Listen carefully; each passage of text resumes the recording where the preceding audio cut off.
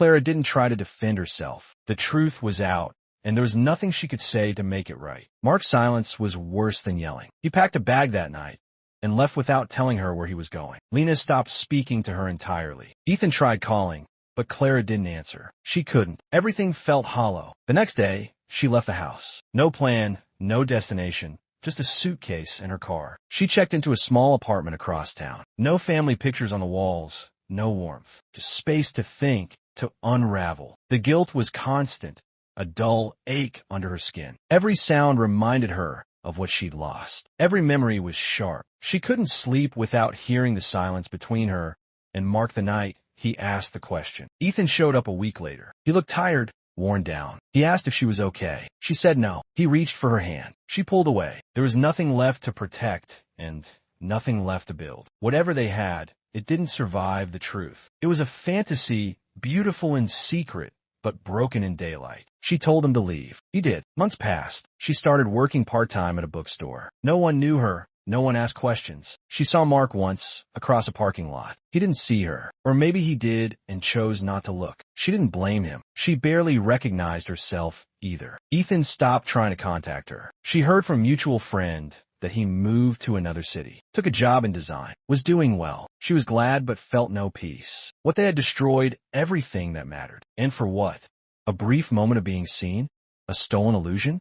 Clara wrote a letter to Mark. Not to win him back. She knew that door was closed, but to explain, not the affair, but the emptiness, the slow erosion of connection, the feeling of becoming invisible. She apologized, not just for betraying him, but for not saying something sooner, for not fighting for what they had before it died. Lena started watching. She never said anything at first, but Clara felt it. How her eyes lingered when Ethan walked into the room.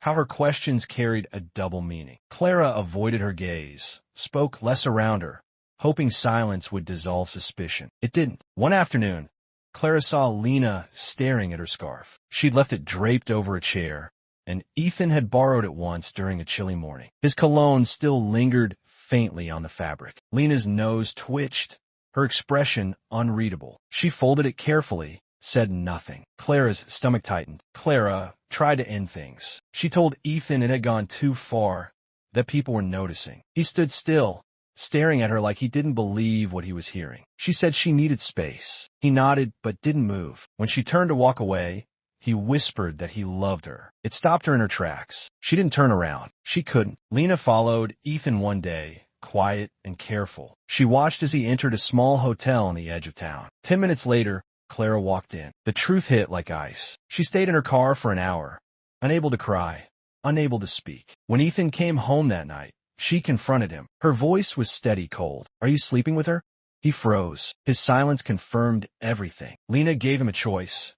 End it, confess it, or she would. Ethan begged her not to tell their father, said it would ruin everything. Lena shook her head, furious and heartbroken. "You already ruined everything," she said. Clara started noticing how Mark looked at her differently, not with suspicion, but with a distance that made her uneasy. He asked more questions, asked where she'd been, why she was so distracted. She answered calmly, but her words felt scripted. She no longer knew what he believed. One night, Mark sat across from her and asked plainly, "Are you hiding something?"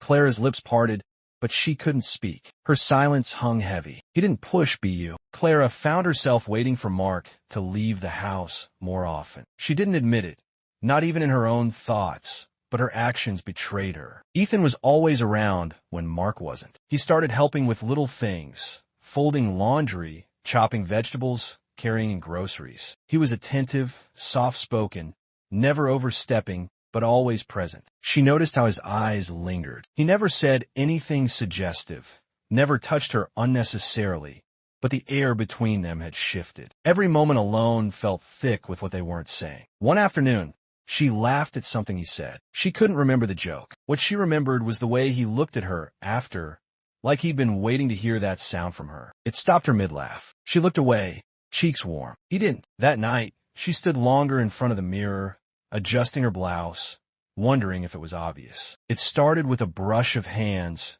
as they passed each other in the hallway. She turned around, found him already looking back. Then came the first kiss. It wasn't planned. Mark was away on another overnight trip. Ethan stood behind her in the kitchen. She turned too quickly. Their faces were close. For a second, no one moved. Then he leaned in, and she didn't stop him. It was quick, soft, terrifying. She stepped back immediately, breath caught in her throat. He looked at her, waiting. She shook her head, left the room. Her hands trembled for an hour afterward. She told herself it was a mistake, that it had to stop, but it didn't. The tension grew unbearable. Words weren't enough anymore. The way he looked at her, the way he listened when she spoke, made her feel visible again. Mark had stopped doing that years ago. It wasn't just physical, though the desire was undeniable. It was the attention, the closeness, the hunger in his voice when he said her name. Clara tried to avoid being alone with him. She failed. They started sneaking moments. A kiss in a lawn. Clara had always played the role of the composed wife. 10 years in her marriage with Mark,